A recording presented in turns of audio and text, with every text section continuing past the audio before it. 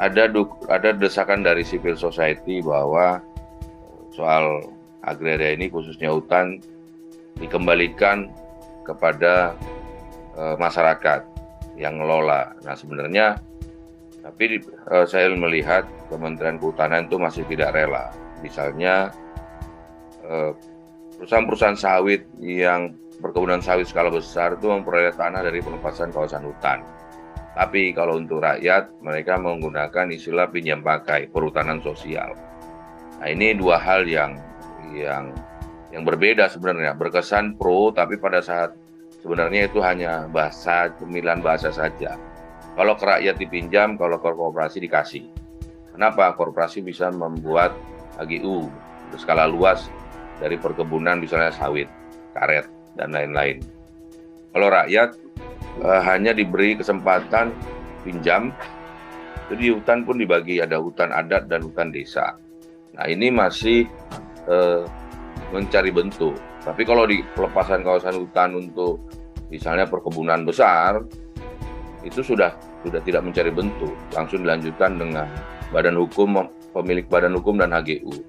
Nah untuk hutan yang intinya hutan kemasyarakatan itu ada hutan adat dan hutan desa. Ini juga harus dicermati teman-teman desa ya, bahwa walaupun hanya dipinjam, maksimalkanlah kemenangan kecil ini dalam mengelola sumber daya agraria hutan. Nah sebenarnya kalau bicara kelestarian lingkungan hutan, ini dengan hutan adat dan hutan desa ini lebih terjamin kelestarian. Daya eksploitasinya tidak sehebat dengan dikelola oleh perusahaan. Kalaupun misalnya perusahaan berskala besar bisa diberikan kawasan hutan 20.000 hektar sampai 100.000 hektar, itu cenderung hanya menjadi tanaman monokultur. Satu saja, misalnya sawit, ini juga tidak ramah terhadap lingkungan. Tapi kalau dikelola dengan hutan adat, hutan desa, itu masih fungsi hutannya masih kelihatan, masih banyak tanaman, karena kebutuhan masyarakat adat atau kebutuhan desa tidak selalu hanya untuk tanaman monokultur. Nah ini yang kita lihat soal lingkungannya. Jadi kita melihat kemana sih arah kebijakan pemerintah. Kalau kolonial dia masih menyimpan, Soeharto ngeksploitasi hancur-hancuran, walaupun ada dana reboisasi, tapi reboisasinya ini korupsi juga. Dan pada saat terjadi reboisasi, masyarakat disuruh menanam secara partisipasi untuk reboisasi mencegah lahan kritis.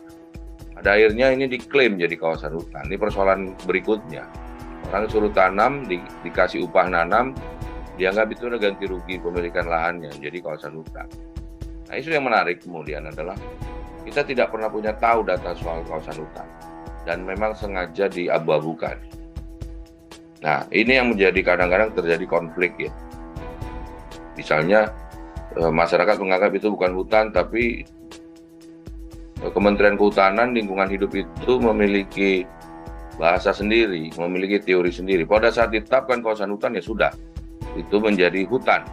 Walaupun di situ ada jalan raya, ada kantor bupati, ada kantor gubernur. Ini yang menarik. Jadi mereka menetapkan kawasan itu punya pertimbangan sendiri yang berbeda dengan pertimbangan umum. Kalau kita awam melihat hutan itu adalah sebuah wilayah yang terisolir, tidak ada pembangunan, ada monyet saja, pohon, gajah, harimau, satwa liar. Pikiran kita hutan seperti itu, sebuah ekosistem yang seperti tadi. Tapi bagi teman-teman di kehutanan mengatakan hutan itu tidak seperti itu. Ini yang kadang-kadang terjadi persepsi, akhirnya terjadi konflik di bawah. Nah, ini dengan bahasa yang berbeda, tapi di belakangnya ada kepentingan. Jadi misalnya hutan rainforest Sumatera misalnya, hari ini nggak ada, habis semua jadi konversi sawit. Nah, di satu sisi jualan ke dunia paru-paru bumi. Ada kemarin zaman SBY itu Red Plus, trading karbon segala macam. Nah ternyata ya nggak berlanjut juga. Jadi pandai mengambil kuota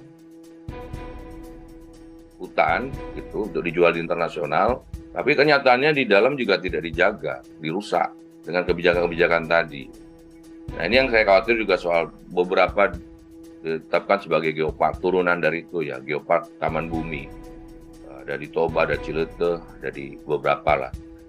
Nah itu kan geopark intinya sebagai konservasi ya.